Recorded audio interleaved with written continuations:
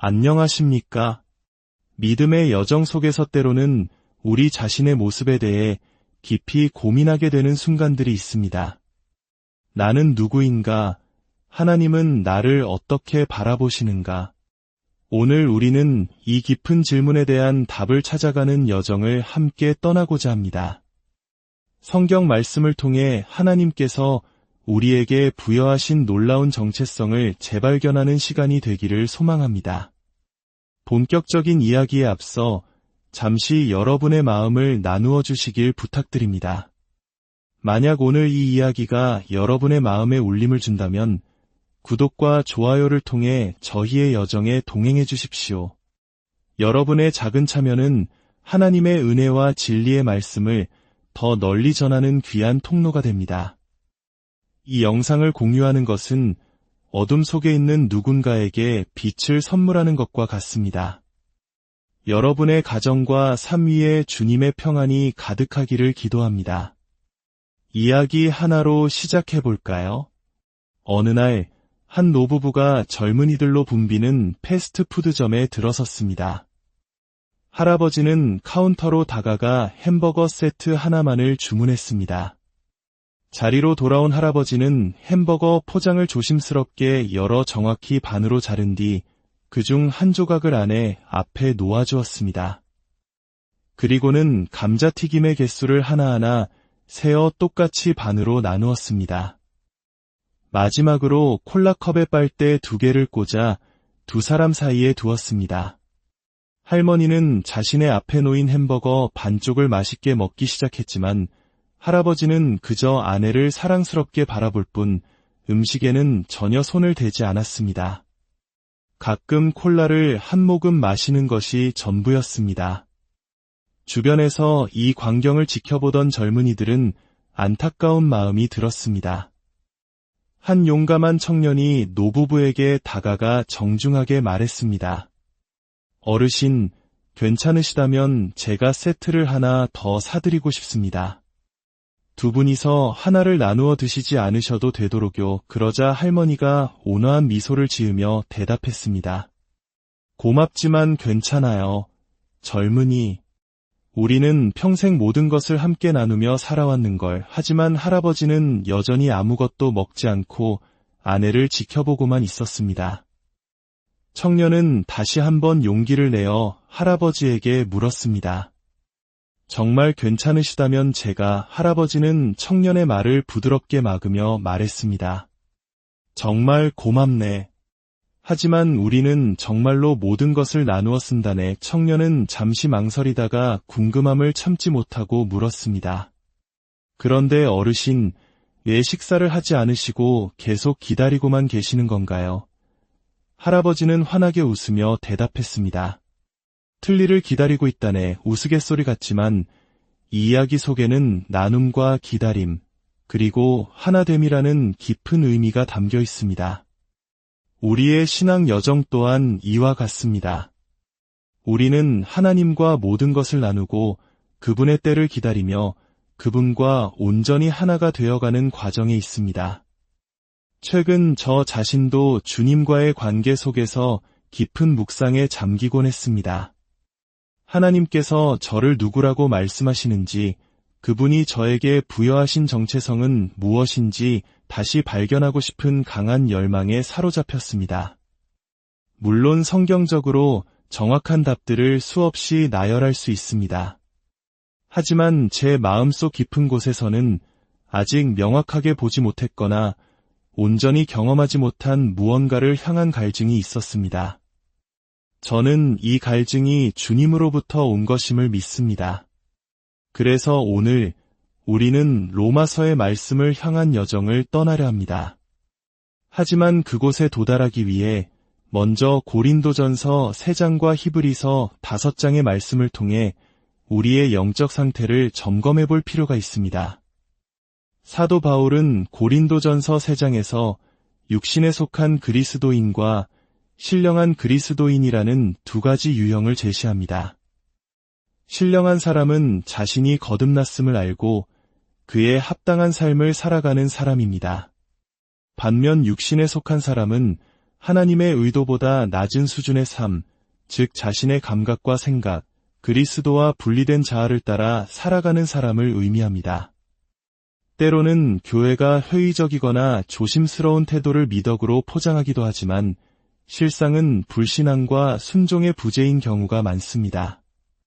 우리가 영적 기능 장애에 신중함이나 지혜로움과 같은 미덕의 이름을 붙여주는 순간 우리는 그것이 우리 삶에 머물도록 허용하는 것과 같습니다. 머무는 것을 넘어 뿌리내리게 하고 결국 그 사람의 인격 자체를 형성하도록 힘을 실어주게 됩니다. 육신에 속한 신자는 구원받아 천국에 가지만 이 땅에서의 삶은 예수님이 주신 풍성함과 거리가 멉니다. 마치 삶에 예수님이라는 향신료를 살짝 뿌렸을 뿐 삶의 핵심과 영혼은 여전히 자기 자신인 것과 같습니다. 바울은 이 두 유형의 영적 식단을 통해 그 차이를 명확히 보여줍니다. 영적으로 항상 어린아이 상태에 머물러 있는 육신적 신자는 젖을 먹고 그리스도 안에서 힘과 충만함으로 자라나는 성숙한 신자는 단단한 음식 즉 고기를 먹는다고 말입니다. 히브리서의 저자 역시 성숙의 개념을 사용하여 비슷한 결론에 이릅니다.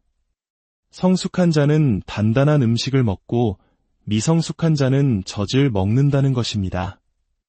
여기서 주목할 점은 성경은 젖이냐 고기냐를 말할 뿐 젖이냐 채소냐를 말하지 않는다는 것입니다. 우리의 영적 성장에 필요한 것은 세상의 지혜나 철학이 아닌 하나님의 말씀 그 자체, 즉 단단한 음식이라는 점을 기억해야 합니다. 말씀의 단단한 음식은 그것을 제대로 섭취하는 사람을 성숙하게 만들어 결국 다른 사람을 가르치는 자가 되게 합니다.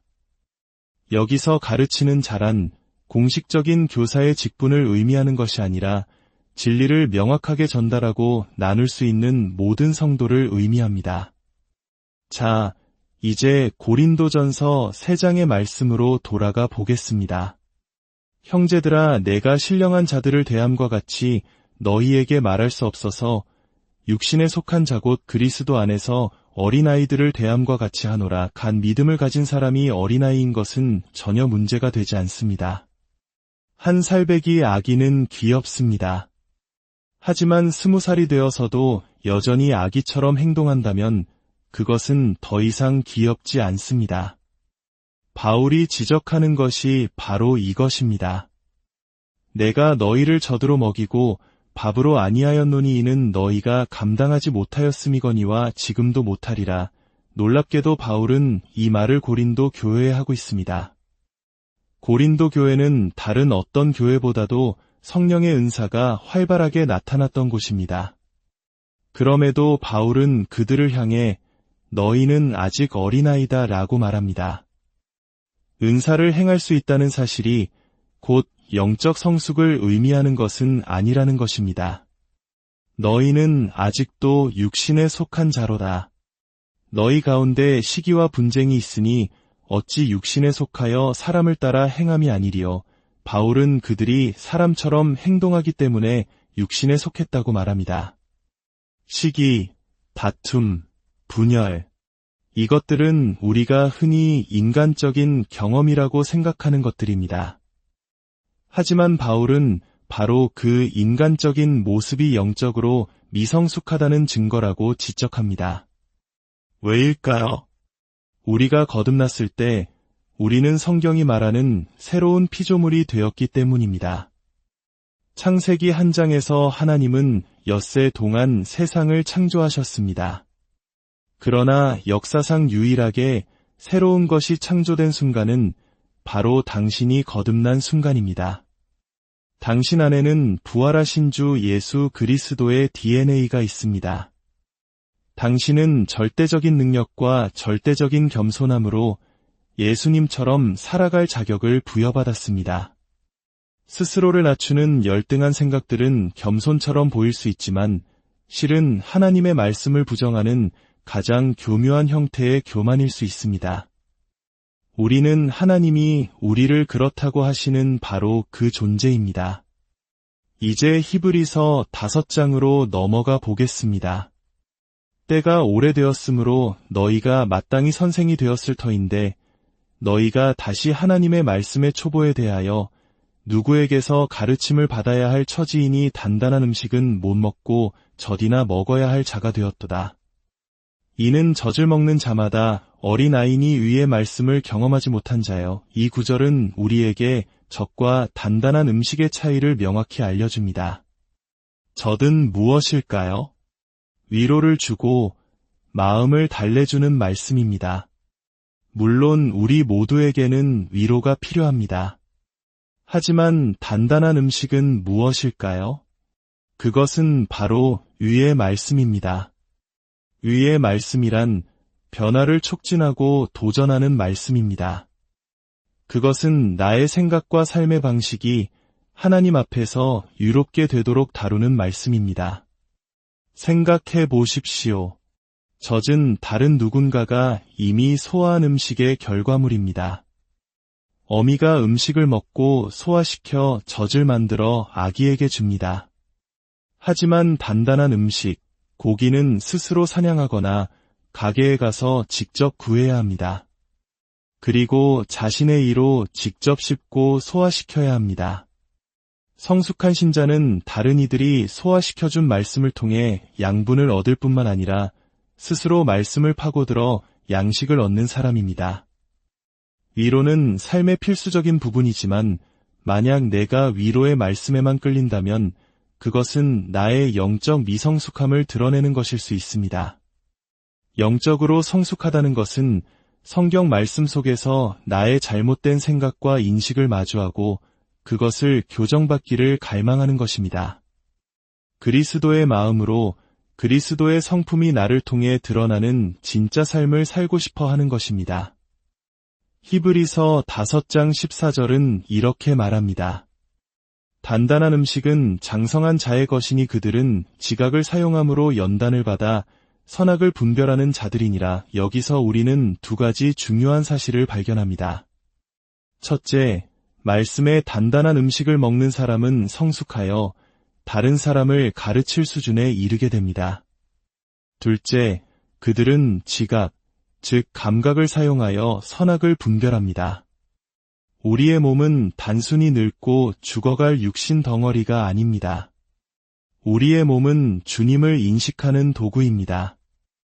시편 기자가 내 마음과 육체가 살아계시는 하나님께 부르짖나이다 라고 고백한 이유가 바로 이것입니다. 예배자로서 우리가 하나님의 임재와 영광 안에 꾸준히 거할 때 우리의 육체적 욕구는 재조정됩니다.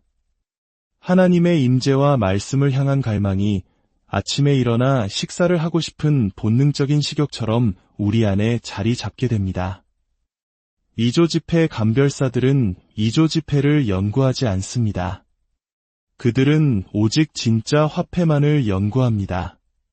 수없이 진짜를 만지고 보고 느끼면서 진짜에 대한 감각을 익힙니다. 그래서 위조지폐를 마주했을 때 무엇이 잘못되었는지 정확히 짚어내지 못하더라도 이건 진짜가 아니다라는 것을 본능적으로 알아차립니다. 우리의 영적 감각도 마찬가지입니다. 우리가 하나님의 영광스러운 임재 안에 더 깊이 잠길수록 우리는 악한 영의 역사나 잘못된 가르침을 마주했을 때 논리적으로 설명하기 전에 영적으로 뭔가 잘못됐다는 것을 감지하게 됩니다. 이것이 바로 훈련된 감각입니다. 우리의 몸과 영은 하나님의 임재에 반응하도록 설계되었습니다. 이제 오늘의 핵심 말씀인 로마서 5장으로 가보겠습니다. 로마서 4장이 믿음에 대해, 5장이 은혜에 대해, 그리고 6장이 구원의 실제적인 모습에 대해 가르쳐줍니다. 율법이 요구한다면 은혜는 가능하게 합니다. 은혜는 우리의 인간적인 능력을 초월하여 그리스도를 따르는 삶을 살 수 있도록 힘을 주는 하나님의 능력입니다. 로마서 5장 17절입니다.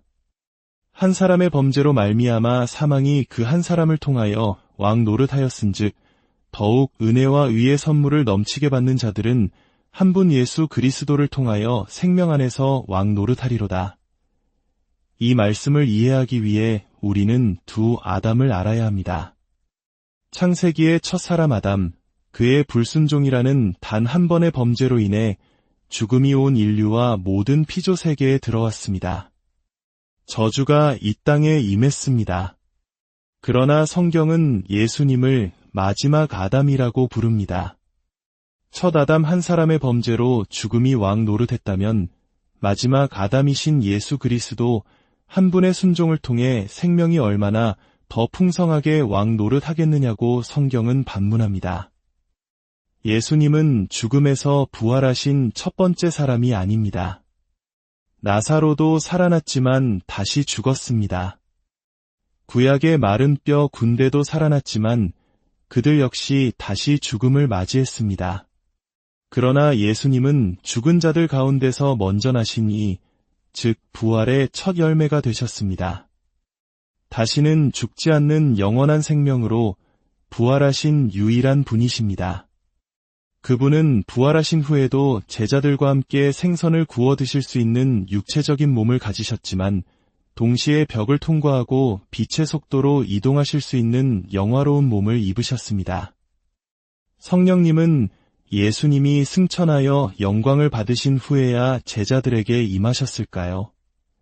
성령님의 주된 사역은 우리를 예수님처럼 만드는 것이기 때문입니다. 만약 예수님께서 영광을 받으시기 전에 성령님이 오셨다면 성령님은 우리를 십자가로 향하는 그리스도의 형상으로 만들었을 것입니다.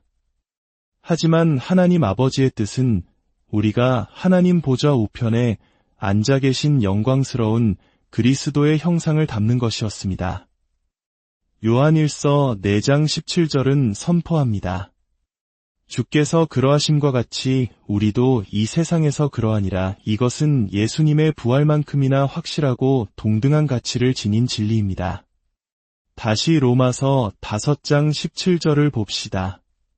생명 안에서 왕 노릇하리로다. 이것은 다른 사람들을 지배하는 왕 노릇이 아닙니다. 그것은 세상적인 권력 구조입니다.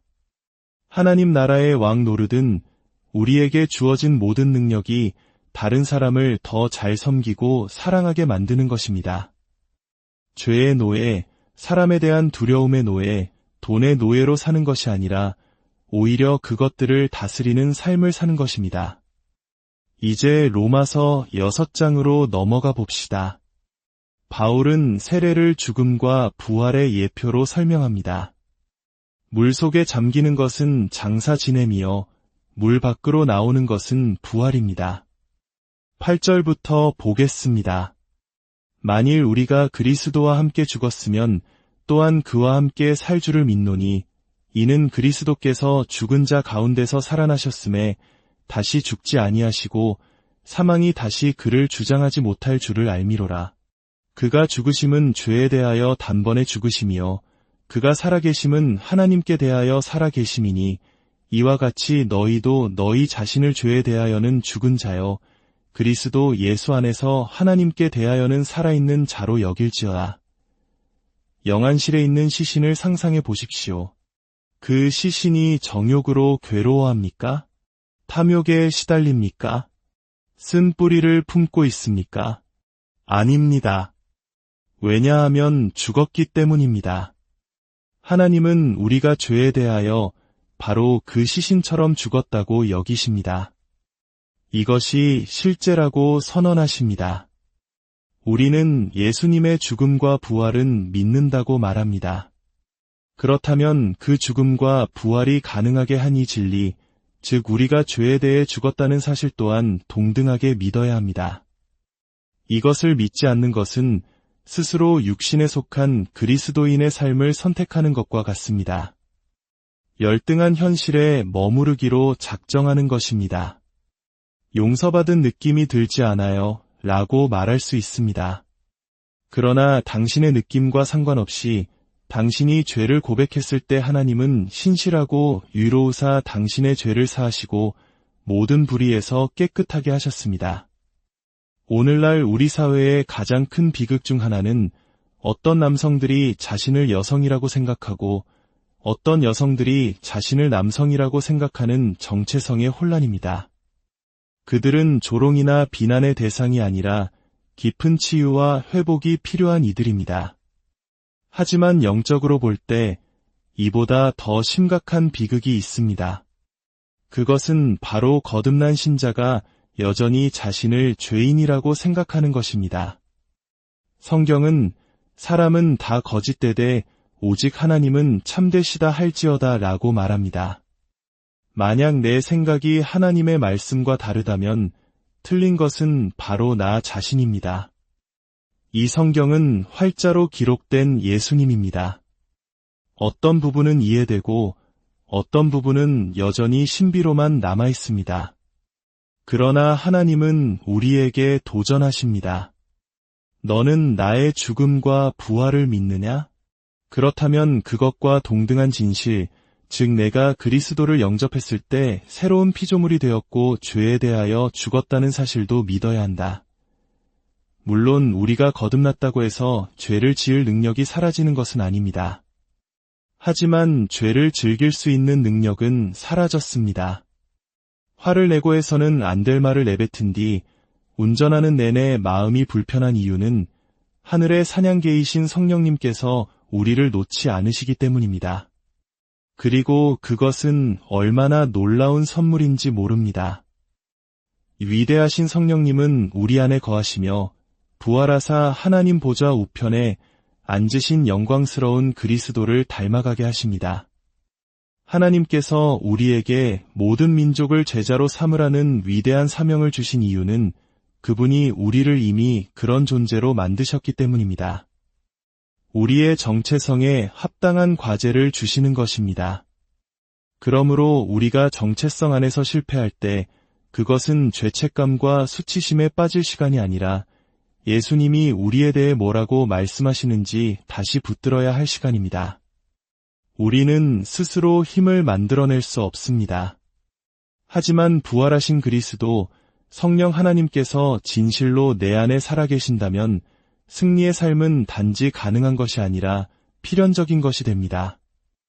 이 진리가 단순한 신학적 동의를 넘어 당신의 존재 자체가 되게 하는 방법은 살아있는 이 말씀과 씨름하는 것입니다. 나는 죄에 대해 죽었다는 말씀을 읽고 주님, 제 감정은 전혀 그렇지 않지만 주님의 말씀이 옳음을 믿습니다. 이 진리가 제 삶이 되게 하여 주시옵소서라고 기도하십시오. 말씀을 암송하고 묵상하고 선포하십시오. 당신의 마음과 생각을 계속해서 말씀으로 채울 때 그것은 마침내 당신의 본능적인 반응이 될 것입니다. 약한 자도 이르기를 나는 강하다 할지어다. 이것은 긍정적인 자기 암시가 아닙니다. 하나님은 우리에게 무의미한 흉내내기를 시키시는 분이 아닙니다. 우리의 입술의 고백에는 창조적인 능력이 있습니다. 가장 약하다고 느껴지는 바로 그 순간에 나는 강하다라고 선포할 때 우리는 감정이라는 현실을 넘어 하나님의 진리라는 더 높은 현실에 발을 딛는 것입니다. 아버지 하나님, 우리 자신을 주님께서 보시는 그대로 볼 수 있는 은혜를 부어주시옵소서. 우리 자신을 죄에 대하여는 죽은 자여, 하나님께 대하여는 산자로 여기는 믿음을 주시옵소서. 이 자리에 있는 모든 이들이, 그리고 이 영상을 보고 있는 모든 이들이 자신의 진정한 정체성을 깨닫고 감정과 환경을 다스리며 생명 안에서 왕 노릇하는 삶을 살게 하여 주시옵소서. 이 놀라운 진리가 우리의 머리에서 가슴으로, 가슴에서 삶으로 흘러넘치게 하여 주시옵소서. 부활이시여 생명이신 우리 주 예수 그리스도의 이름으로